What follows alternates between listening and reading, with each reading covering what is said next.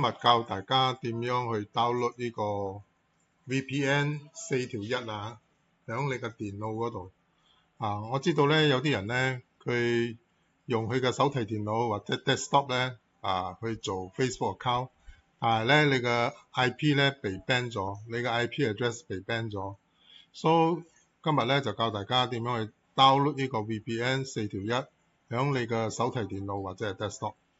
咁樣你 download 咗，你 install 呢個 VPN 4條1，咁樣你每一次你去做新嘅 Facebook account， 你就可以用呢個 VPN 咯。喺你嘅手提電腦，即係講你 notebook 或者係 desktop 電腦，明白冇？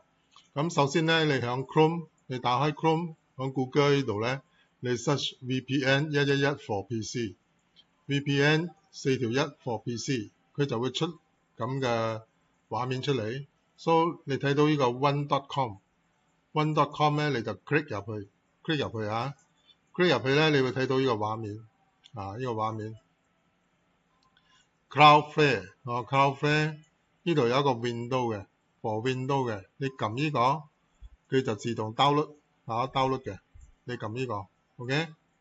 So after 你 download 咗，你係點樣 install 咧？你就 click 呢個 Windows Installation Instruction。你 click 呢個咧，佢就會走嚟呢一面，咧，佢就講教你點樣去 install 呢個VPN 4條1咯。呢度有佢嘅 info 啦。So download 咗你就 install 啦。install 咧，每一次你做新嘅 Facebook account， 你 even 都用緊你屋企嘅 WiFi， 你就可以用呢個 VPN 去 hide 咗你嘅 IP address。咁就你可以用你嘅手提電腦或者係你嘅 desktop 嚟做嗰個 Facebook account， 明白冇？So 今日嘅分享到此為止， Thank you。